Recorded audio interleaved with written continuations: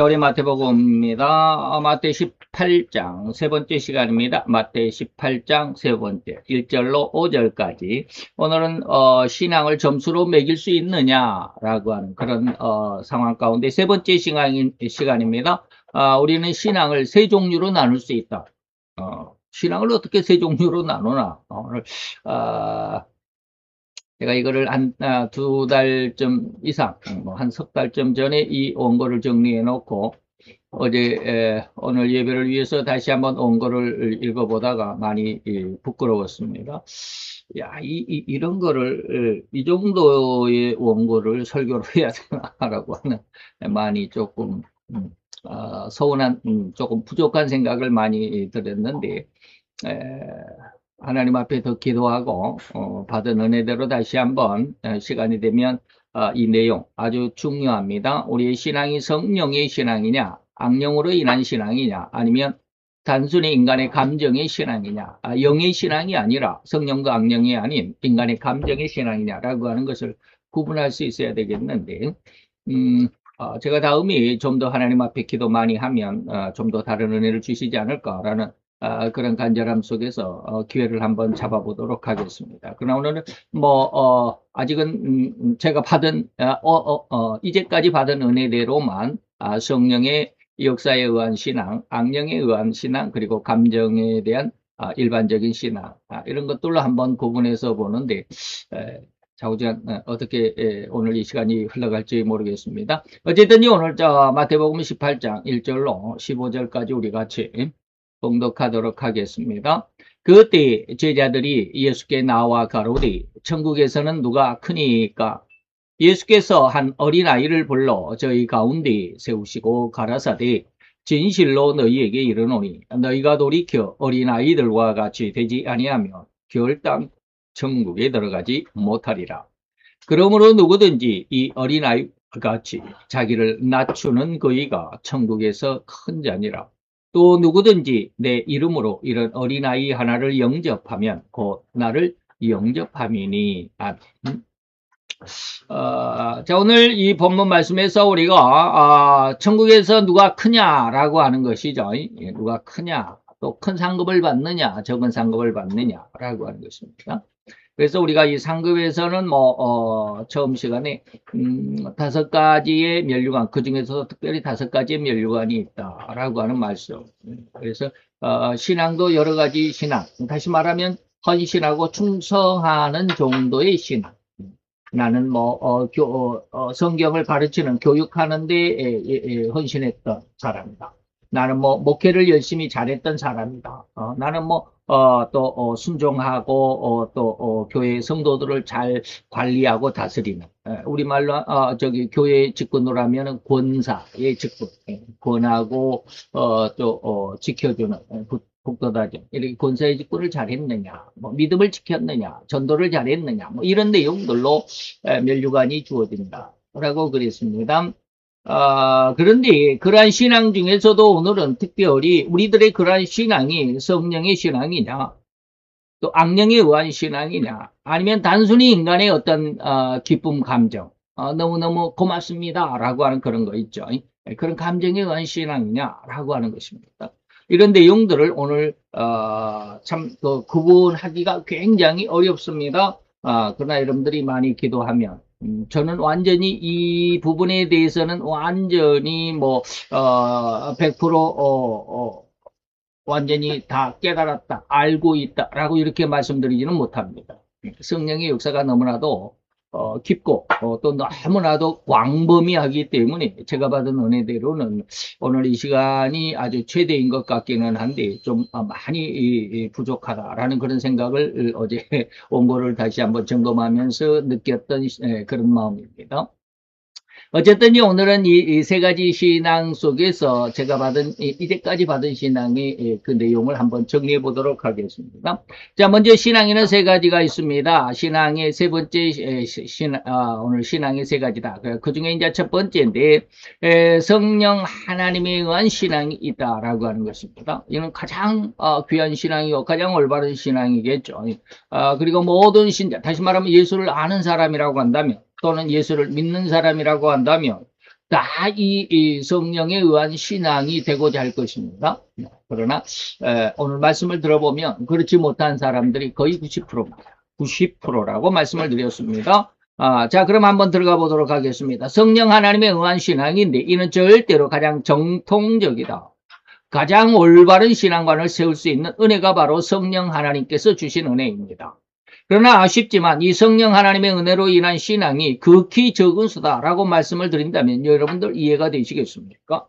우리 신앙인들 모두가 다 성령 하나님의 은혜로 말미암은 신앙이라고 생각하실 텐데 여기서 제가 그것은 사실이 아니라고 말한다면 여러분들 실망이 크겠죠. 여러분들 지금 우리나라만 해도 4만여 개가 넘는 교회, 요즘에 뭐 시골들도 뭐 인구 소멸 지역이 상당히 많아지고 그러다 보면 교회가 점점 그 숫자가 줄어드는, 시골 같은 데는 이제 사람들이 없어지니까 교회 나온 숫자도 없어지고 그러니까 교회, 시골 교회가 하나 둘씩 이제 문을 닫게 되고 오래 비어 있게 되고 뭐 그렇다고 그러더라고요.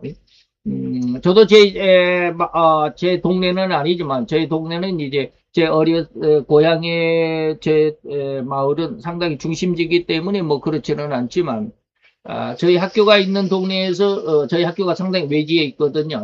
그리고 그 뒤쪽에, 저희 친구가 다니던 교회가 있었습니다. 그래서, 그게 이제 단독 건물로 이렇게, 그 대나무 밭에, 그리고 산 밑에, 그렇게 딱, 자리를 잡았는데, 지나가면서 굉장히 교회가 마음에 들었습니다. 그래서 한 몇 년 전에 제가 시골에 내려갔을 때 그 교회를 일부러 찾아가 봤더니 아무리 다녀도 교회가 안 보여요. 아무리 다녀도 교회가 안 보여요. 오, 이게 분명히 여긴데 하고 다시 핸드폰을 꺼내가지고 지도를 찾아보고, 그 위치를 찍어봤는데 분명히 그 자리인데 아무것도 없어요. 그래서 이렇게 나중에 이렇게 보니까 다시 왔다 갔다 하면서 그 자리를, 그 교회가 있었던 자리를 찾아보니까 교회가 없어졌어요. 허물어졌더라고요. 그리고 그냥 평지가 되어 있더라고요. 그래서 제가 못 찾았는데, 그 평지가 된 그 땅을 보고, 굉장히 마음이 아팠습니다. 도심지에서 그 지하교회가 하나 없어진 것에 대해서는 그렇게 마음이 아파 본 적이 없습니다. 근데 제가 다니던 교회도 아니었는데, 음, 제 친구가 다녔던 그 교회인데,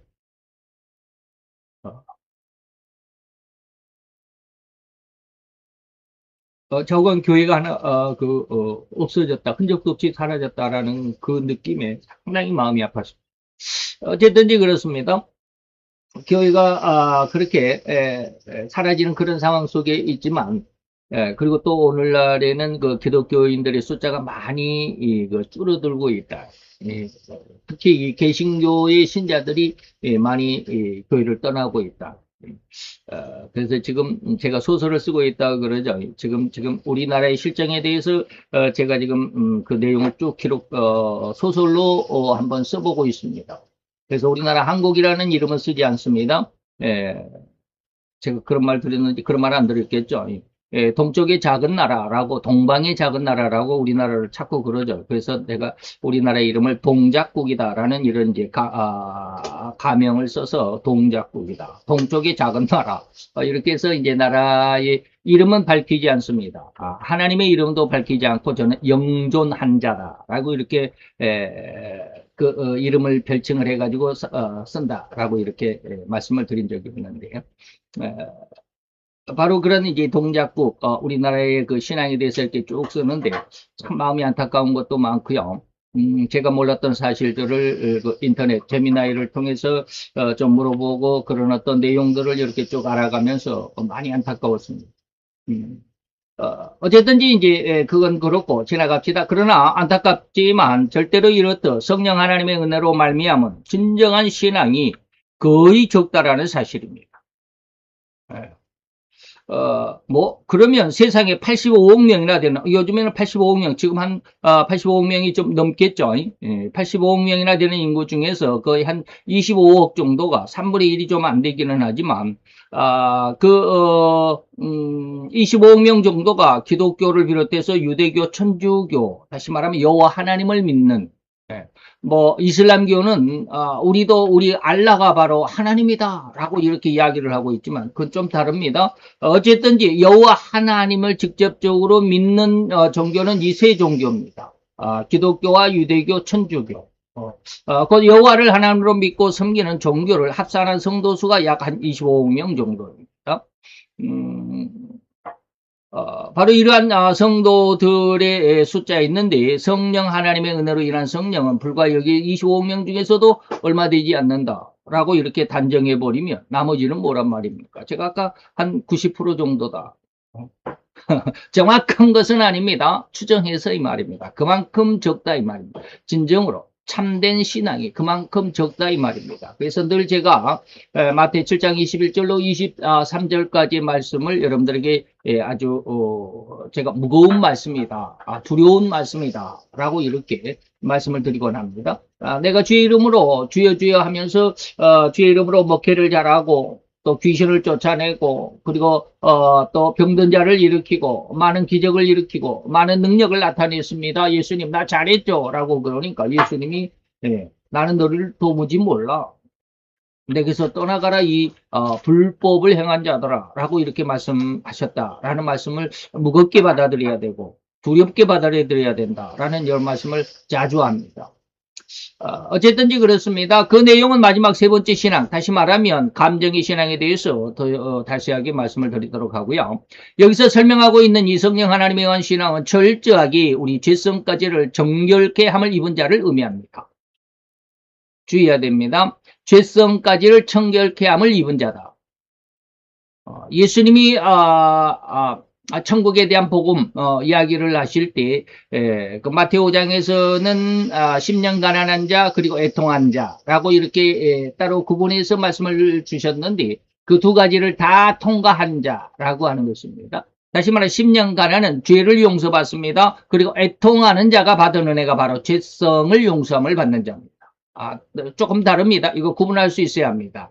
나중에 계속 말씀을 드립니다. 즉 성령에 의하지 아니하고서는 예수를 주라고 신할 수 없다라는 말씀과는 좀 어긋나 있는 그런 의미가 아니겠느냐라고 이렇게 또 반문하는 사람도 있습니다. 그러나 그게 아닙니다. 정확히 우리는 알아야 됩니다. 곧 성령 10년 가난의 은혜도 성령 하나님의 은혜고요. 애통의 은혜도 역시 성령 하나님의 은혜입니다. 그러나 여기서 성령 하나님의 은혜로 인한 신앙이라고 할 때는 바로 10년 가난이 아닌 애통의 은혜를 의미하는 것임을 철저하게 구분할 수 있어야만 합니다. 좀 제가 너무 과격하게 너무 아주 딱 잘라서 이렇게 이야기하는 것 같지만 여러분들이 이 신앙을 구분할 수 있어야 됩니다. 쉽게 말하면 10년 가난의 은혜와 애통의 은혜를 구분할 수 있어야 된다라고 하는 것입니다. 그래서 10년 가난과 애통을 구분할 수 있는 은혜가 더욱 필요하다라고 하지 않겠느냐 이 말이죠. 이 둘을 구분하고 분별할 수 있어야만 지금까지 제가 설명해드린 성령 하나님의 은혜를 구분할 수 있는 귀한 은혜, 귀한 기회를 얻게 되리라고 생각합니다. 바로 이 성령 가난과 10년 가난과 애통이라고 하는 것. 모든 과정이 다 성령 하나님께서 주관하시는 절대 권한일 뿐인 것은 분명한 사실입니다. 그리고 성령 하나님께서 다 관장하시는 사역하시는 그런 범위일 뿐이지만 절대로 이 둘에 대한 역사하심의 의미가 다르다. 이것을 명확하게 알아야만 신앙에 이상이 없는 올곧은 신앙으로 성장할 수 있을 것이다. 여기서 이 두 은혜를 간략하고 간단하게 그리고 핵심적인 것만을 설명하고 다음 시간에 자세한 내용과 함께 곁들여서 설명해 드리도록 하겠습니다.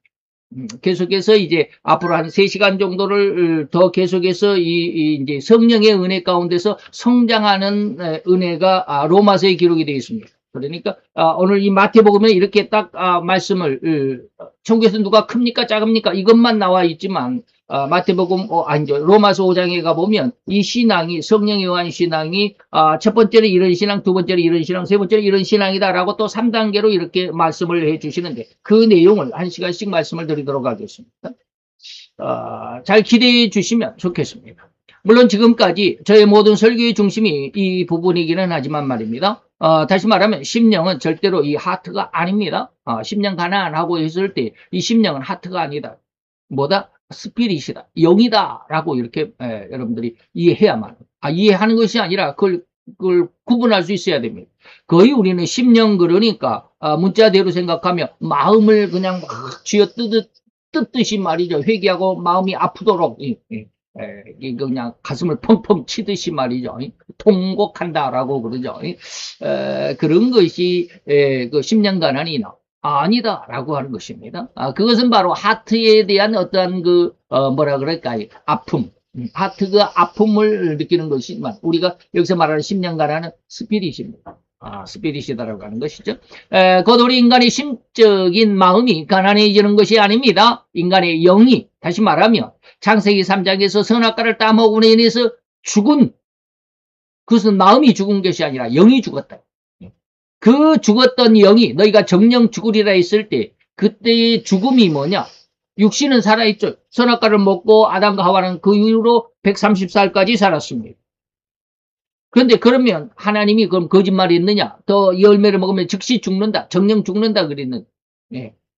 그럼 안 죽었으니까 하나님이 거짓말한 거냐? 뭐 거짓말한 거야 130년? 아니죠. 930년인가요? 130년이 아니죠. 930년 동안 살았으니까 그래도 죽었잖냐? 뭐 그렇게 말씀하시겠습니까? 아닙니다. 선악과를 먹는 즉시 죽었습니다. 그게 뭐 영이 죽었다. 영이 죽었다. 그랬더 바로 그 산밭에 앉죠. 창세기 3장에서 죽었던 영이 되살아나는 순간이 바로 이 10년 가난의 순간입니다. 이 영이 하나님의 말씀에 의해서 깨어났다. 아주 그냥 이것을 다른 말로 마태오 5장에서는 그렇게 표현했습니다. 푸토코이라.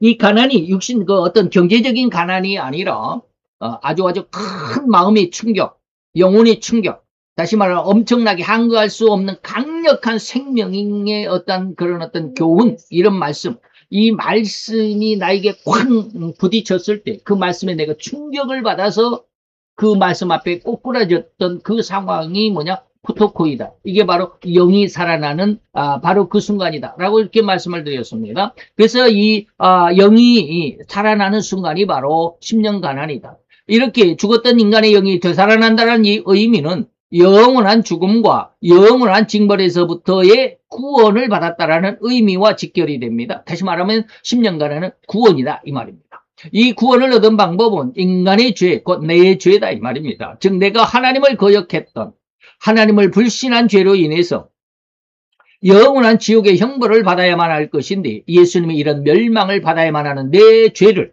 대신해서 죽어주셨다라는 이 사실을 믿음으로 인해서 나는 영원한 생명을 다시 얻게 되는 이 과정, 이 방법, 이것이 바로 뭐다? 영이 되살아나는, 심령이 가난해지는, 이것을 회개하는 이 말입니다. 이것을 의미하는 것입니다. 이것이 바로 다시 말하면 구원의 길이다. 구원이다. 라고 이렇게 말하죠. 이 구원의 방법을 다른 말로 표현하자면 인간이 내 죄, 과거의 죄를 회개한다는 의미입니다. 여기서 과거의 죄다. 이렇게 말씀을 드렸습니다. 쉽게 이해가 될 수 있습니다. 10년 가난은 뭐냐? 내 과거의 죄입니다. 현재는 이 순간이 지나가니까 이 순간이 현재인데 이것이 1초만 지나가도 또 1초 전에는 바로 뭡니까? 과거가 돼버리잖아요. 그렇게 현재는 그냥 딱 점이고 그러면 앞으로는 뭡니까? 미래다 이 말입니다. 다시 말하면 이 10년 가난은 어떤 죄다? 어떤 죄를 회개한다? 과거의 죄를 회개한다. 그럼 미래의 죄는 아니다. 포함되지 않는다. 이 말입니다. 이것을 이해할 수 있어야 됩니다. 그래서 다음으로 나오는 게 애통의 은혜입니다. 애통의 은혜는 거의 절대적으로 10년 가난의 은혜를 체험한 신자들, 아주 특정한 자들에게 이 말입니다. 10년 가난이라는 은혜를 통과한 자들, 체험한 신자들에게 주어지는 은혜다라고 이렇게 이해할 수 있으면 좋겠습니다. 아주 특별한 상황이 없지 않아 있기는 하지만 어쨌든 그런 것 빼고 거의 일반적으로 10년 가난의 은혜를 체험한 신자들에게 그 다음으로 주어지는 은혜가 뭐다? 애통의 은혜다라고 하는 것입니다. 간혹 이 둘을 혼동해서 설교하시는 설교자들이 너무 많습니다. 그래서 간혹이라고 제가 이렇게 말씀을 했는데 거의 대부분입니다. 10년 가난과 애통을 구분을 못해요. 애통이라고 하는 것은 아까 제가 그랬습니다. 통곡한다. 가슴을 막 펑펑 치듯이 가슴이 그냥 막 찢어지듯이 미어지듯이 통곡하는 네. 그러한 것을 애통이라고 하시면서 심령이 가난해지면 회개를 하는데 자기 가슴을 치면서 하나님 앞에 자기 죄를 회개하는 그런 은혜, 이게 회개의 은혜다라고 해가지고 은근슬쩍 심령 가난과 애통을 그냥 이렇게 얼버무려 가지고 짬뽕 시켜버리는데 이 둘을 절대로 그렇게 혼용해서는 안 됩니다. 절대로 다릅니다. 예? 예, 이렇게 혼동해서 설교하시는 설교자들이 있는데 절대 혼동해서 하나로 설명해서는 안 됩니다. 전지전능하신 예수님께서 그런 상황을 몰라서 이렇듯 영겁호소 차례대로 기록하도록 하셨겠습니까? 또한 축복도 다릅니다. 축복도 다르죠. 10년 가나는 구원이지만 천국을 너의 축복으로 줄게 라고 했지만 애통은 뭡니까? 위로를 축복으로 줄게 라고 했습니다. 또 축복도 다르죠. 예수님이 분명하게 이렇게 10년 가나과 애통을 구분했는데 우리가 구분하지 못하면 안 된다 이런 것입니다. 이러한 부분에서 착안해서 이 은혜 얻기를 바라며 축원하며 권면해 드립니다. 자, 그러면 애통은 우리가 이미 앞선 마태 17장에서도 사도 요한이 말하는 세상을 이기는 강력이다. 이 9시간 동안 이 말씀을 드렸습니다. 이 부분에서 참으로 가장 정확하고 제 나름대로는 정확하고 명확하게 밝혀서 설명을 해드렸다라고 말씀드려도 부끄럽지 않을 것 같습니다. 즉 애통의 은혜는 절대로 보혜사 유래의 성령 하나님께서 책망하신다. 애통의 은혜는 누가 주시는 거냐? 보혜사 유래의 성령 하나님께서 이 말입니다. 그럼 10년 가난의 은혜는 누가 주시냐? 물론 성령 하나님의 역사지만 그 10년 가난은 예수의 십자가에서 주신 은혜입니다. 예수의 십자가에서 주신 은혜입니다. 보혜사의 성령의 역사가 없다면 곤란하지만 성령 하나님의 주관하심보다는 예수의 은혜가 더 주관입니다. 그래서 10년간은 예수님의 십자가의 은혜고요. 애통은 보혜사 위로의 성령 하나님의 은혜입니다. 이걸 분명하게 이해할 수 있어야 되고 구분할 수 있어야 된다라고 계속해서 강력하게 말씀을 드립니다. 자, 성령 하나님께서 책망하시는데 이게 요한복음 16장입니다. 세 가지를 책망하십니다. 뭐라고 그랬냐면 첫째는 죄에 대한 책망. 물론 이것이 절대적으로 오늘 이 시간 애통에 대해서 해당하고 다음 두 번째는 뭡니까? 의에 대한 책망이고요. 세 번째는 뭡니까? 심판에 대한 책망입니다. 이것을 다 포함하는 그런 은혜인 것만 확실한 것이지만 오늘 우리는 첫 번째 성령 하나님께서 오셔가지고 뭐에 대한 책망을 하신다? 죄에 대한 책망을 가장 먼저 하신다. 그 10년간에는 우리 인간이 지은 죄 중에서 과거의 죄를 회개하여 구원받는 은혜라고 설명을 해드렸습니다. 방금. 그러나 이를 절대로 잊지 말고 기억해야 한다는 거 철칙입니다. 신앙의 가장 중심, 핵심입니다. 예수의 십자가 없이는 우리가 구원받지 못합니다.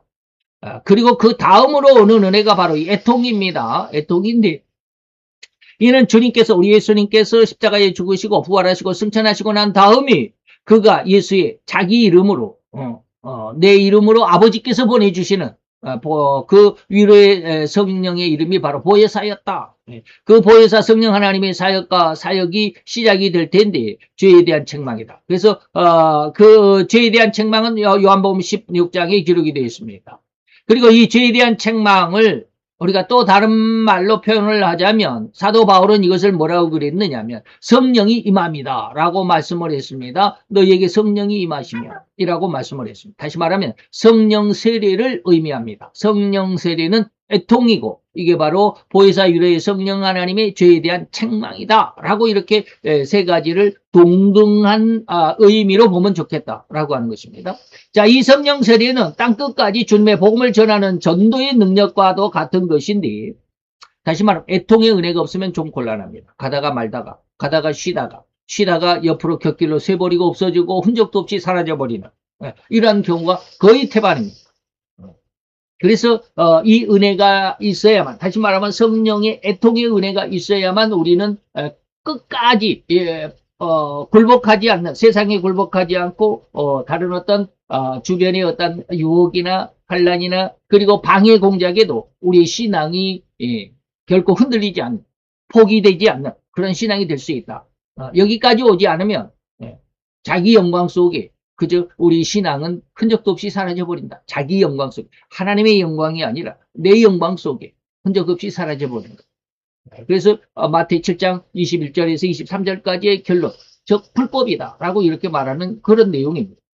자, 그래서 성령 세례는 그 보혜사 유래 성령 하나님이 죄에 대한 책망과 같다라는 그런 맥락을 우리가 찾아야 되고, 이것이 바로 애통이다라고 하는 것입니다.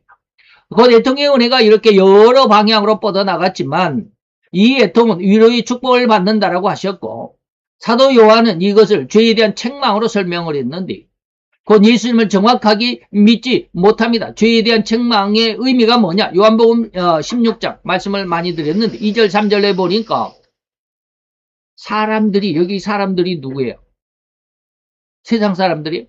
아니요. 우리가 쉽게 말하면 교인들이 말입니다. 신자들이, 더 정확하게 말하면 교회 지도급 인사들이, 오늘날로 표현할까요? 목사들이 말입니다. 아주 무서운 말입니다. 사람들이 성도들을 교회에서 쫓아내는 권한은 누가 있습니까? 목사들이 주축이 됩니다. 그러죠? 그래서 사람들이 너희를 교회에서 출애시킨다. 회에서 쫓아낸다 이 말입니다. 축출시킨다. 교회에서 쫓아낸다. 그럴 때가 추리할 뿐 아니라 때가 이르면 그 교회가 뭐합니까? 죽이기까지 한다. 너희를 죽이기까지 한다. 그래서 제가 늘 이야기합니다. 계시록 17장에 음녀가 있는데 음녀의 손에 아주 찬란하게 빛나는 황금빛 잔이 들려있다. 근데 그 잔 속에 담겨 있는 게 뭐다? 성도들의 피더라라고 그랬습니다. 그래서 교회가 성도들을 죽이기도 한다. 그러면서 뭐냐? 저희가 이런 일을 하면서도 뭐라고 하느냐? 우리는 하나님을 잘 섬기는 자야. 절대적인 신앙을 지키는 자야. 라고 말하는. 근데 왜 이런 일을 할까? 2절에 대한 이런 일을 왜 이렇게 교회가 이런 일을 할까? 목사들이 왜 이런 일을 할까? 뭐예요? 너희가 아버지와 나를 알지 못하며 정확한 신앙이 아니다. 이 말입니다. 예수를 잘 몰랐기 때문에, 오해했기 때문에 이 말입니다. 이 구절의 흉악함을 짐작하십니까? 앞에서 애통은 10년간 안의 은혜를 경험한 신자들에게 이후로 주어지는 은혜라고 설명을 했습니다. 지금 이 말씀은 누구를 대상으로 하신 말씀일까요? 다시 말하면 사람들이 너희를 추리한다. 너희를 죽인다. 누구를 대상으로?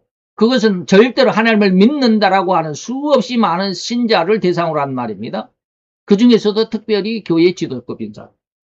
저들이 하는 자기들의 언행이 절대로 하나님을 섬기는 절대 적법이고 예법이다. 이것이 바로 하나님을 섬기는 예법이다. 라고 이렇게 자신 있게 말한다. 그러면서 진짜 성도를 죽인다. 그런데 말입니다.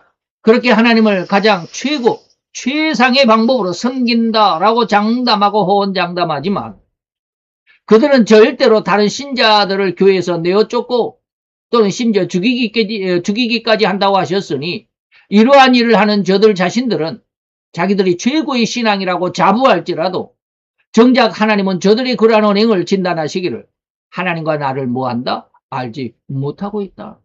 알지 못하고 저런 일을 하는 거야. 네. 굉장히 무서운 말입니다. 이 결론에 우리는 충격을 받아야만 합니다. 반대로 신자의 관념에서 이를 들여다본다면 진실로 저들은 자기들의 신앙이 절대적이고 절대 하나님의 영광을 드러내는 최상의 신앙 예법이라고 굳게 믿고 있다는 말입니다. 그러면서 자기들의 그러한 여호와 하나님을 섬기는 예법에 자기들의 생각에 자기들의 신앙에 위배가 되고 방해가 되는 모든 다른 예배법들은 배격해야 한다라는 그런 마음이다. 심지어 죽여서라도 자기들의 예배 방법을 고수해야 한다라는 강력한 심성들입니다. 이러한 저들의 심성을 흉악하다라고 진단해 드리는 것입니다. 이해할 수 있어야 됩니다. 처음에는 이거 이해가 잘 안 됩니다. 교회라고 간판이 걸려있기만 하면 다 정말 하나님이 축복하는 것만 같아요. 목사라는 타이틀만 가지면 다 정말 하나님이 축복하시고 하나님의 귀한 은혜를 받고 하나님 앞에 충성하는 그러한 신자, 그러한 목회자라고 생각할 수 있습니다. 아닙니다. 이러한 일은 이미 처음에 랜동산에서 쫓겨난 직후에 가장 먼저 일어난 일이 바로 이 일과 절대 다르지 않다라고 해야만 할 것입니다. 다시 말하면 가인이 동생 아벨을 돌로 쳐 죽인 인류 최초의 살인사건이 말입니다. 어떤 일이 있었습니까? 가인과 아벨이 같이 그 하나님 앞에 제물을 드리며 제사를 드렸습니다. 그런데 가인과 그 제물 이게 뭡니까? 가인은 뭡니까? 땅의 소산입니다. 땅의 소산. 농부였으니까 농산물을 가지고 이 말입니다. 농산물을 가지고 농사에 지은 그 쌀을 가지고 또 뭐 그가 뭐 호박 농사를 했는지는 모르지만 호박도 한 덩어리 갖다 놓고 배추도 한 포기 갖다 놓고 무도 하나 갖다 놓고 각가지 요즘에 우리 그 뭡니까 추수감사절 하면 교회 앞에 강대상에 모든 각가지 농산물들 다 갖다 놓습니다. 근데 희한하게 수산물은 안 갖다 놔요. 뭐 냄새가 나서 그렇지. 수산물은 안 갖다 놓지만 모든 농산물 다 들어옵니다. 거기에 또 이제 꽃꽂이 같은 데 보면 이제 수수 막 해가지고 막 이렇게 이렇게 탁 고개 쳐들고 있는 수수대, 옥수수는 안 올라오나요? 좌우지간 그런 거 있습니다. 농산물입니다. 땅의 소산입니다. 잘 보십시오. 가인과 그렇게 땅의 소산을 드리는 마음을 안 받았다 이 말입니다. 열심히 1년 동안 수고했는데 이마에 땀을 흘리면서 그것 떼약볕에서 땀을 닦을 시간도 없이 눈으로 그냥 땀이 들어가서 눈이 그냥 깜빡거리고 말이죠. 입으로 들어가면 짭짤하고 말이죠. 그렇게 땀을 흘리면서 농사를 지어가지고 자기 생명과도 같은 그 농산물을 가지고 하나님 앞에 예배를 절대로 거짓된 마음이 없이 예배를 드린 마음이 가인의 마음입니다. 근데 이 가인을 하나님이 그 마음을 안 받았다. 못 받았다. 연락하지 아니했다. 기가 막힌 노릇입니다. 그 재물조차도 안 받았다. 이게 뭘까요? 자기입니다. 자기. 하나님이 아닌 자기입니다.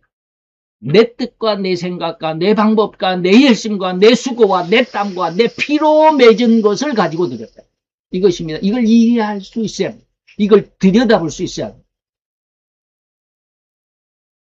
내가 열심히 했으니까, 내가 피땀 흘렸으니까, 이른 새벽부터 밤늦게까지 손발이 부르트도록 허리가 휘어지도록 열심히 수고하고 애쓴 것으로 하나님 앞에 드렸으니까 하나님 내 모든 열정입니다 라고 드렸지만 하나님은 연락하지 않았다. 기가 막힌 사실 아닙니까?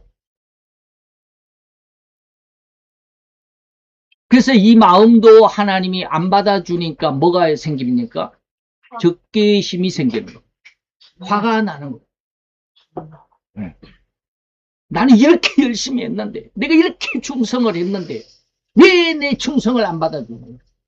그래서 분노가 치밀어오는 자기 것을 가지고 했음에도 자기 것을 가지고 하나님 앞에 나갔는데 그것이 하나님이 원하신 것이 아니라는 사실을 모른다라는 겁니다. 나만 생각하지 하나님을 생각하지 못하니까. 네. 그런데 동생은 뭡니까? 그래서 가인이 뭐예요? 분했다. 안색이 변했다. 근데 아벨은 뭘 했을까요? 아벨은 양의 첫 새끼와 기름을 드렸다. 뭔가 감이 오십니까? 제가 지금 가인에 대해서 이렇게 강력하게 이야기하니까 아벨이 드린 이 제물에 대해서 얼른 이렇게 머리에 떠오르는 게 있습니까? 예수의 희생입니다. 예수의 희생입니다. 그래서 세례요한이 예수님을 보고 뭐라고 그럽니까? 보라 세상 죄를 짊어지고 가는 하나님의 어린 양이다 라고 말하잖아요. 하나님 앞에 나갈 땐 내 것을 가지고 가는 게 아니에요. 내 영광을 가지고 가는 게 아니에요. 모두가 다 하나님이 예수의 영광을 가지고 하나님 앞에 나가는 겁니다. 그 영광이 나에게 덧입혀지는 겁니다. 그게 바로 예수 십자가의 은혜입니다. 그래서 아벨은 받아주는 겁니다. 이해가 되시죠? 자, 곧 이러한 흉악한 심성과 그 행위는 다시 말해 가인의 심성, 그 마음을 지금 여러분들에게 강력하게 말씀을 드렸습니다. 그리고 그 행위는 절대로 죄성에 의한 죄의 노예와 같은 심성일 뿐이고 그런 삶일 뿐이라는 사실을 우리가 빨리 캐치할 수 있어야 돼. 이걸 이해할 수 있어야 돼. 이걸 이해하지 못하면 열심히 나는 충성했는데 하나님 왜 나 모른다고 하세요? 라고 할 수밖에 없어요. 로마서 7장 20절 21절. 자, 이것은 뭐냐면 사도 바울이 오라 나는 공부한 사람이다라고 고백하기 바로 직전에 그 심성 상태입니다. 뭐라고 그러느냐면 내가 원치 아니하는 것을 행하면 이를 행하는 자는 내가 아니라 내 속에 거하는 죄가 그렇게 하고 있더라. 이것까지 넘어갑시다. 이거 굉장히 어려운 이야기인데 나중에 말씀을 드립니다.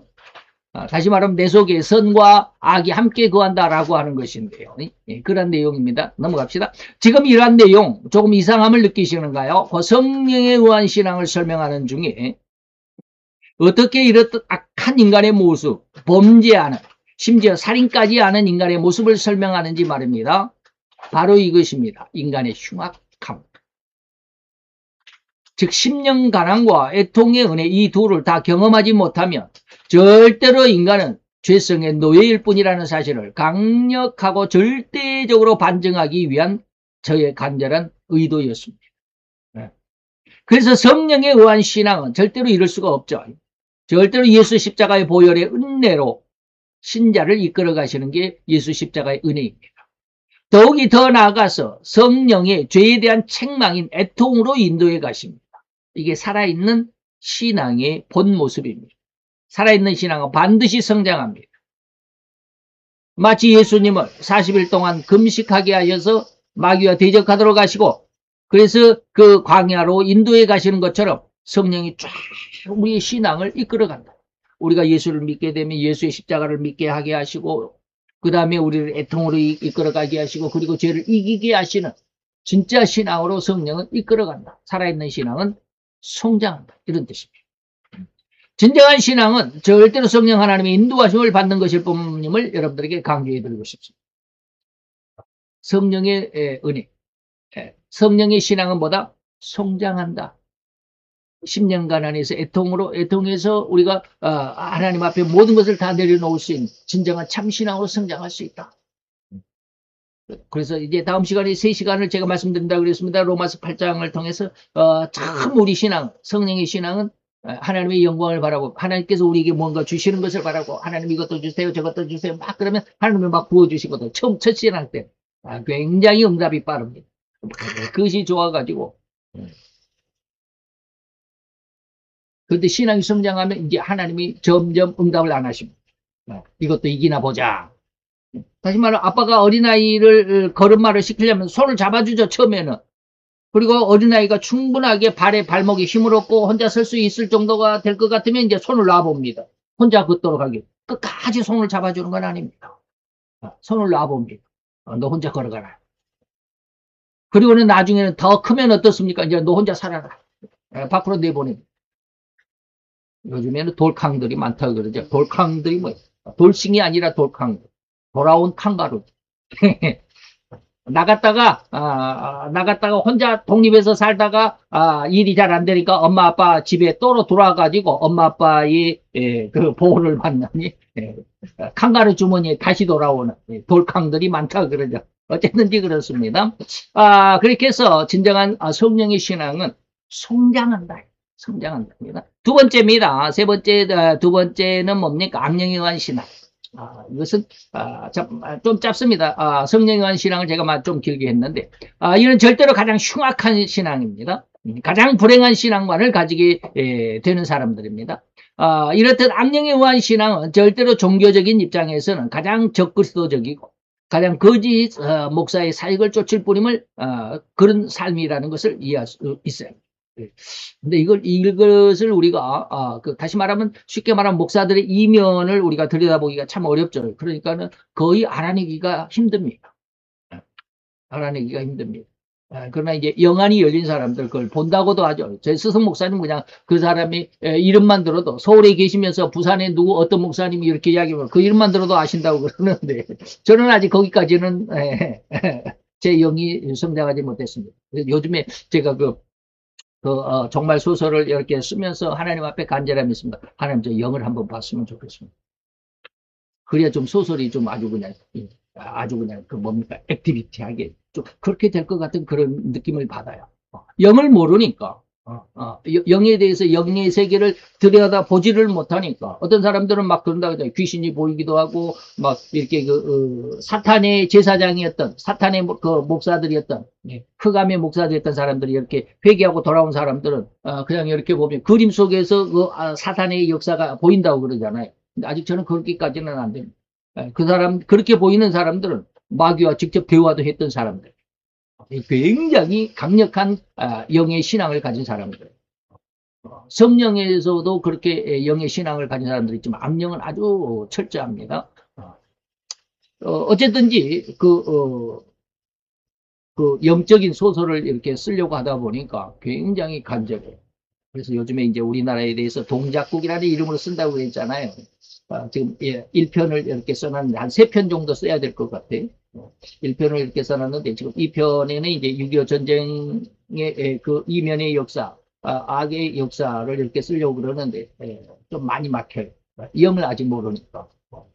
좀 그렇더라고요. 어쨌든지 그렇습니다. 이 악령의 역사, 악령의 신앙은 일반적인 신앙이나 일반인들의 그 신앙인, 일반적인 신앙인들이 아닙니다.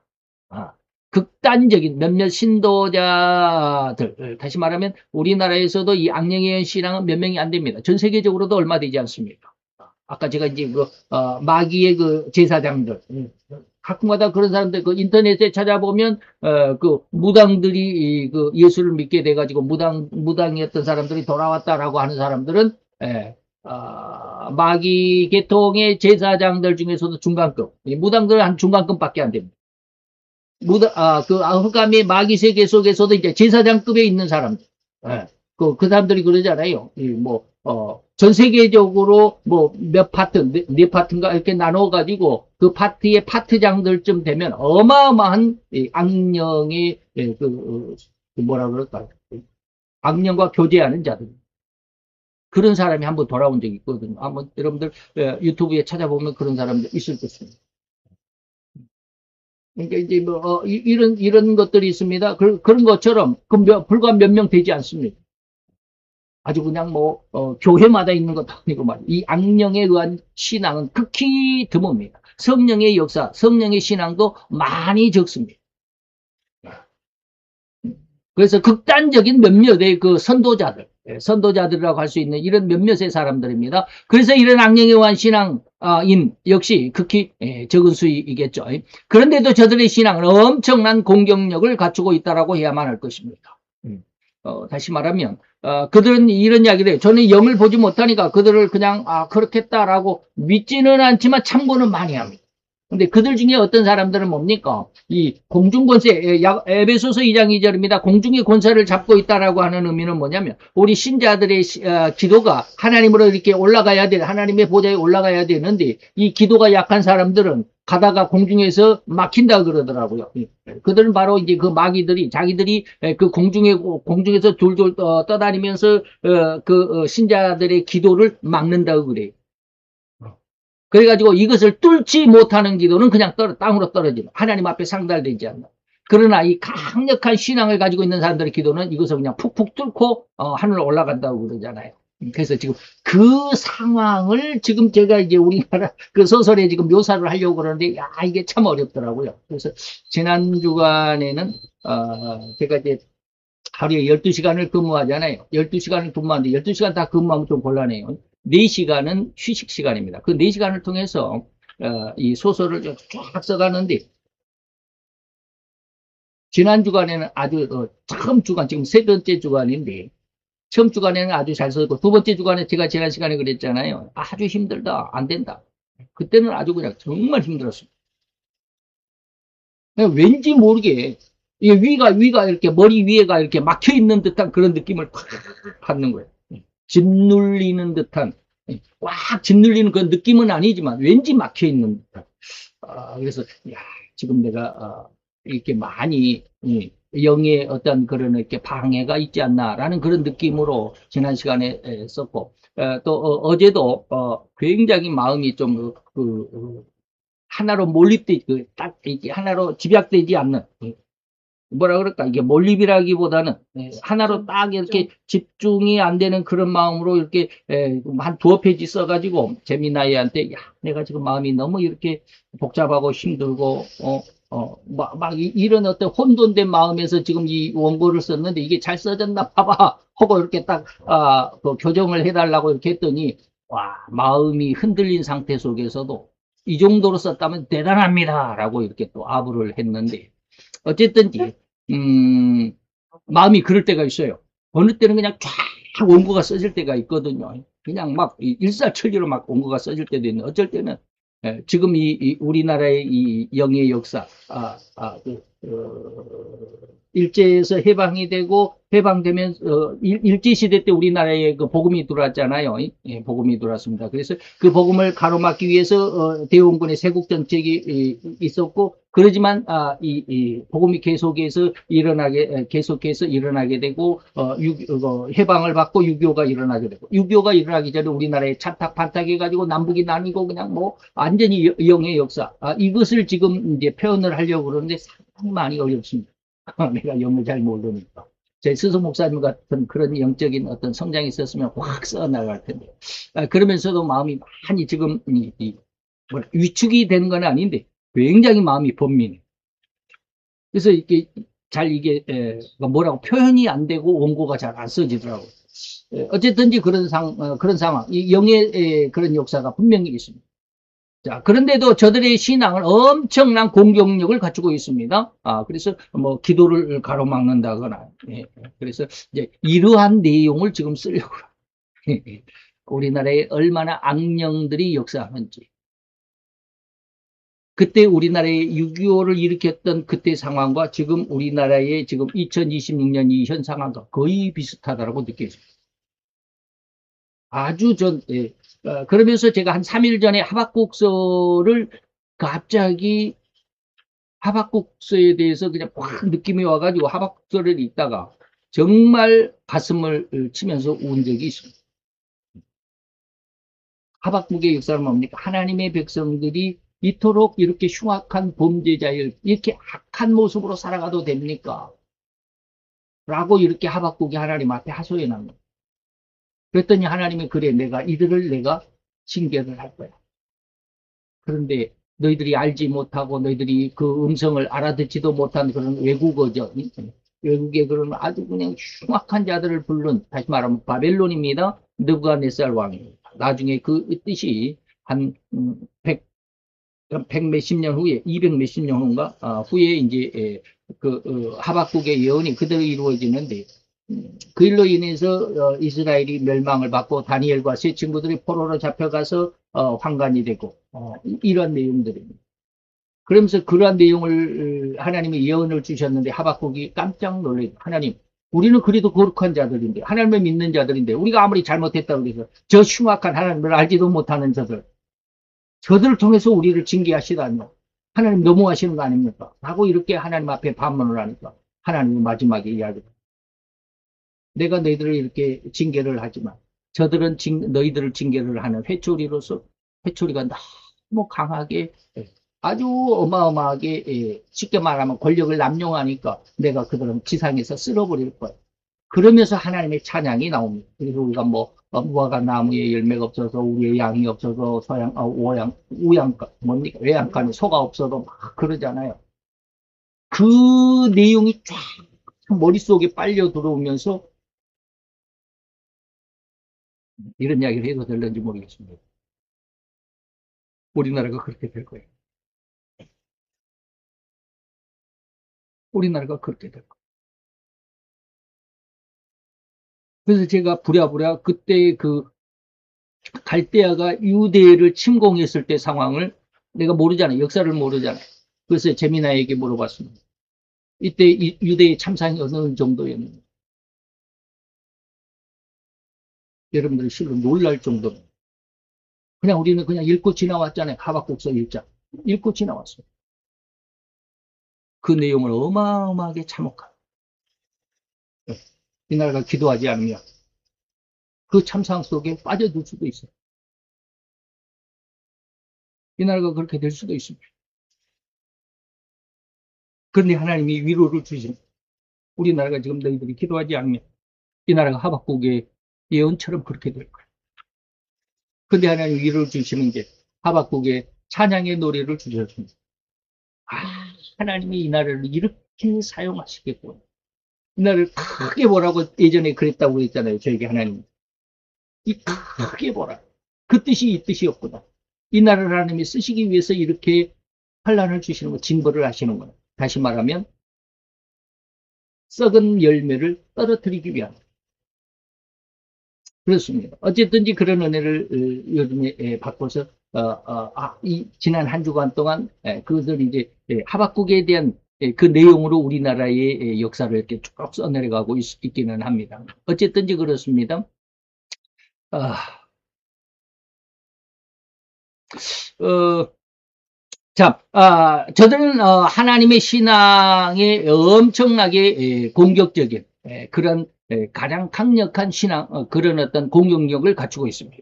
그래서 하나님을 거역하는 일, 하나님을 반대하는 일, 그리고 오히려 반대적으로 하나님을 이제는 거역하고 반대만 하는 것이 아니라 오히려 하나님을 공격하는 일에 저희들은 잠시도 소홀하지 않고 멈추지도 않습니다.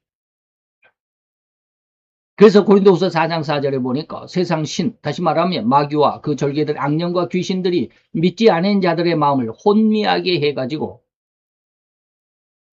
그리스도의 영광의 복음의 광채가 뭐하게 한다? 세상에 비치지 못하게 한다.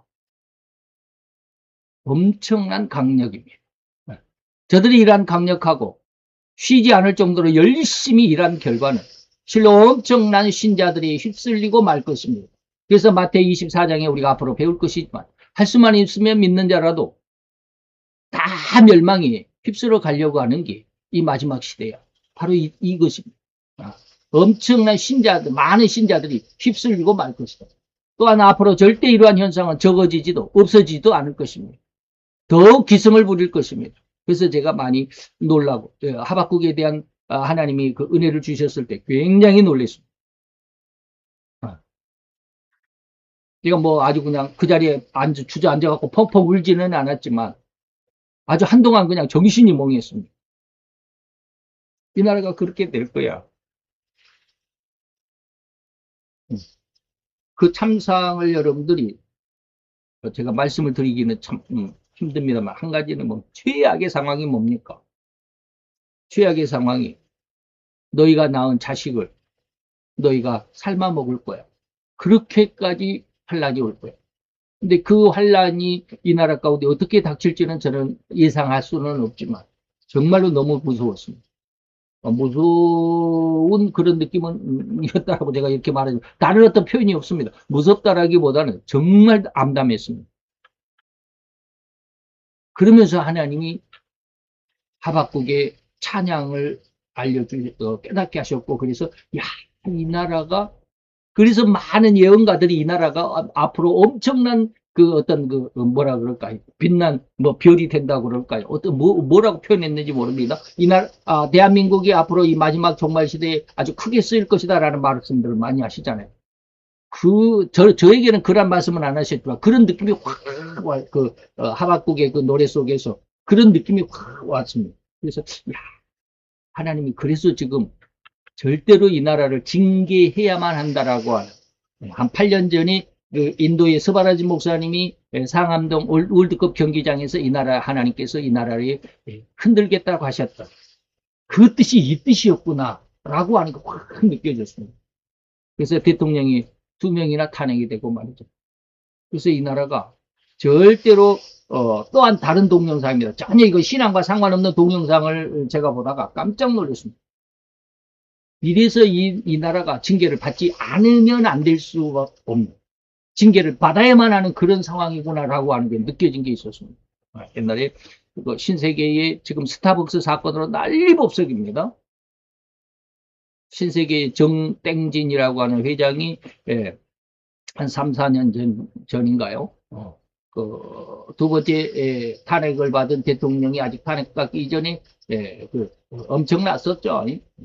그러면서 그 회장이 정땡진이라고 하는 회장이 인터넷에서 두 글자를 딱 올렸습니다. 멸공. 저는 굉장히 마음으로 쾌재를 불렀지만 저는 그걸로 끝났습니다. 뭔지를 몰랐어요. 그 내용. 그런데 그 두 글자 때문에 그 회사의 주가가 그날 1600억이 사라져 버렸답니다. 주가가 1600억이 사라져 버렸죠. 이번 스타벅스 사건으로도 1600 몇십억이 지금 사라졌습니다.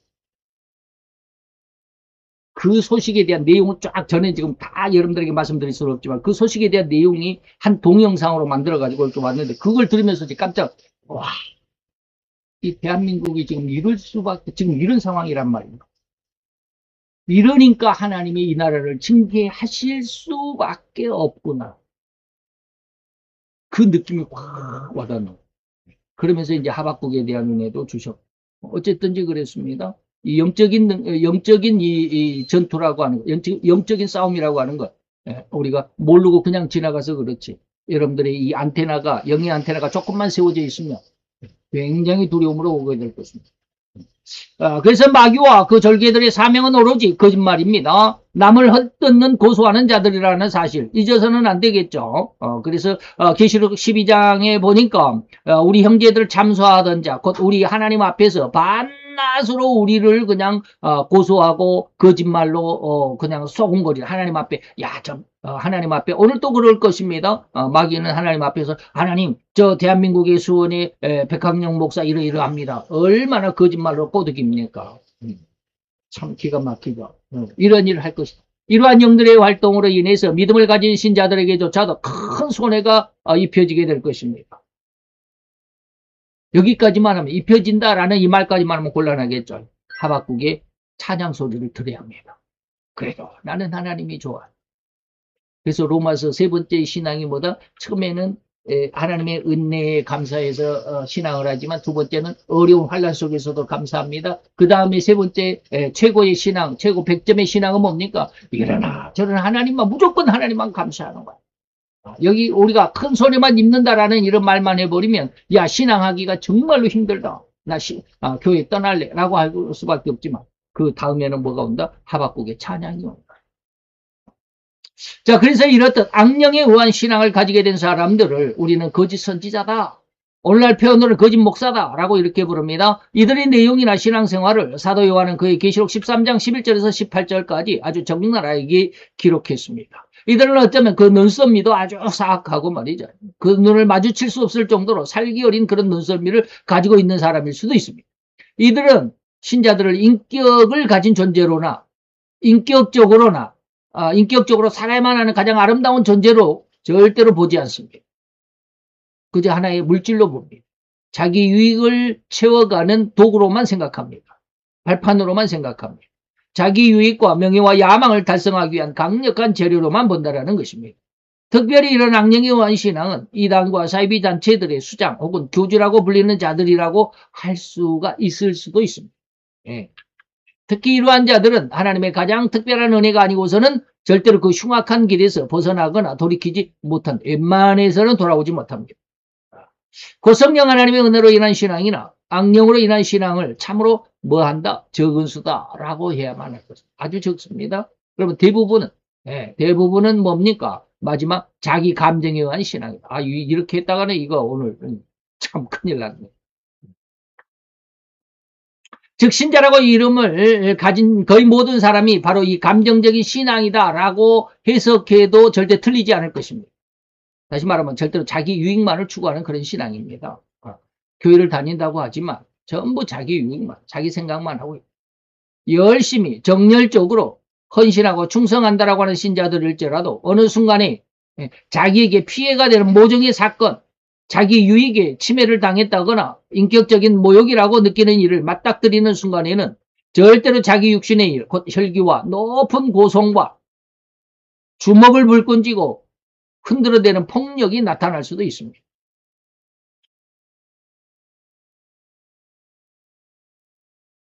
요즘에 인터넷에 보면 인간의 심성에 대한 그런 교육 프로그램도 많이 하더라고요.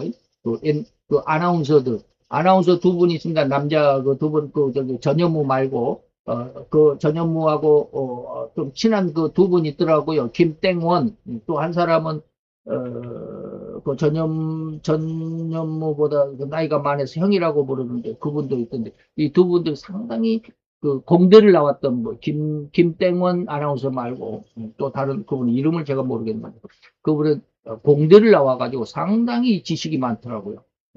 그분이 이제 뭐 책과 도서 뭐 이런가 뭐 지식인 인사이든가 뭐 이런 것을 하는데 굉장히 지식적인 그런 내용들 또 박사들 뭐 AI 박사들 그리고 또뭐 심리학 박사들 이런 사람들 모셔다가 이렇게 대화하고 인터뷰하고 뭐 이런 내용인데 인간의 그 심리 상태에 대해서 이렇게 이야기한 걸 보니까 바로 이러한 일을 하는 사람들에 대한 이야기도 나옵니다. 아.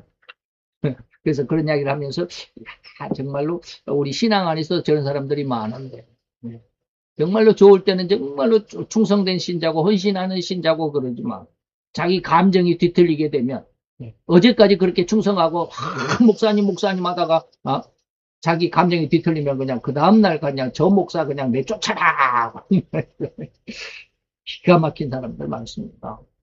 이러한 생태는 비록 10년간의 은혜로 인해서 구원의 은혜는 체험했을지라도 굉장히 제가 뭐라 그럴까요? 우려하는 그러한 구절입니다. 그러한 내용입니다. 구원의 은혜는 다시 구원은 받았을지라도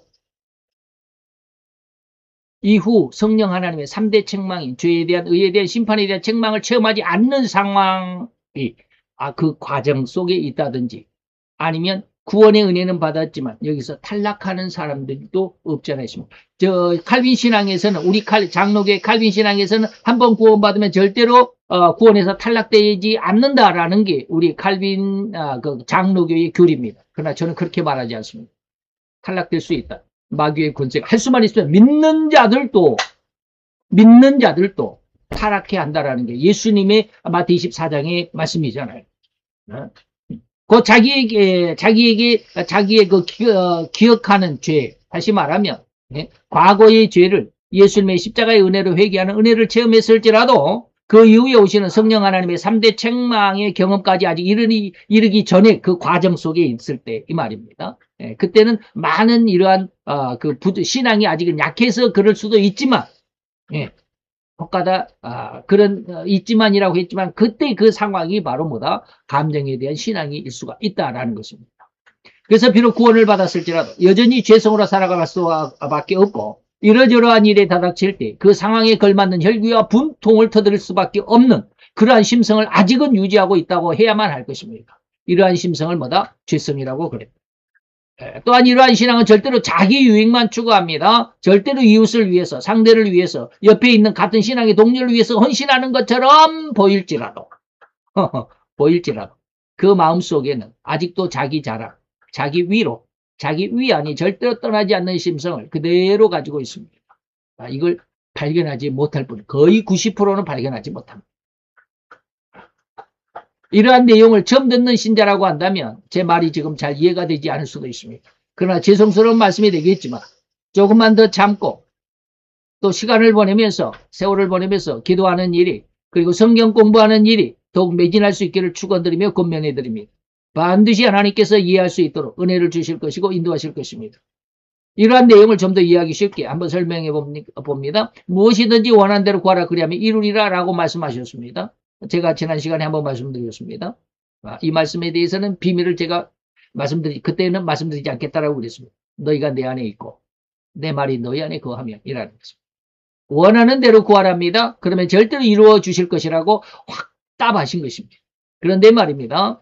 혹시 신자 여러분 중에서 원하는 대로 구해서 다 얻었다라고 자신 있게 대답할 수 있는 분이 있나요? 다 얻지 못했을 것이라고 저는 생각합니다. 우리의 기도는 옛날 우리나라 이야기에 대한 원하는 대로 갖다 주는 도깨비 방망이가 아닙니다. 그런데 왜 하나님은 이렇게 약속했을까요? 나의 원하는 대로 기도하고 구했는데 이루어지지 않았다라는 사실을 이 구절의 전제 조건을 우리가 이해하지 못했기 때문입니다. 그래서 하나님의 원하시는 의도에 걸맞지 않는 상태로 구하고 기도했다라는 결론밖에 나지 않을 수 없습니다. 다시 말하면 이 말을 이렇게 한마디로 말하면 자기 욕망과 자기 정욕으로만 기도했다라는 것입니다.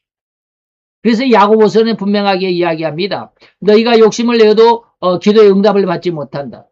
사람을 죽이면서까지 너희가 그렇게 하나님 앞에 충성했다. 아까 요한복음 16장에서 요한복음에서 그렇게 말씀하셨죠. 그러지만 너희가 취하지도 못해. 얻을 수도 없어. 그렇지만 너희가 막 다투잖아요. 그래서 너희가 얻지 못하는 것은, 응답을 받지 못하는 것은 구하지 않았기 때문이기도 하지만, 첫째는 구하지 않아서 얻지 못했고, 두 번째는 구하기는 했지만 정욕으로 쓰려고 잘못 구합니다. 자기 욕망과 정욕대로 기도하고 구했다라는 것입니다. 하나님은 여기 야고보를 통해서 분명하게 말씀하셨습니다. 절대로 너희가 원하는 대로 구하되 너희 정욕적인 욕심과 욕망을 이루기 위한 기도나 간구는 결코 응답이 없다. 제가 언젠가 제가 아는 목사님의 댁에 가서 이런저런 이야기를 하다가 하나님께서 저에게 네가 일용할 양식이 얼마냐 그래서 저는 100억이다 라고 이렇게 대답을 했더니 하나님께서 일하는 소의 입에 망을 씌우지 않겠다라는 이런 말씀을 하시더이다 라고 했더니 그쪽 사모님께서 저는 100억 구하라고 우리 성도들에게 100억 구하라고 하지 않습니다. 1000억을 구하라고 합니다 라고 이렇게 말씀하셨다고. 그 말씀을 듣고 제가 입이 딱 막혔습니다. 그게 진짜 믿음일까? 어떤 사모님은 성도가 사업을 성공하게 이번에 뭐 사업을 추진하는데 이게 사업이 성공할 수 있도록 목사님 기도해 주세요. 10억짜리인데요. 그러면 11조를 하겠습니다. 10억에 11조 뭡니까? 1억이죠. 11조 하겠습니다. 라고 그렇게 기도를 요청했다고 그래요.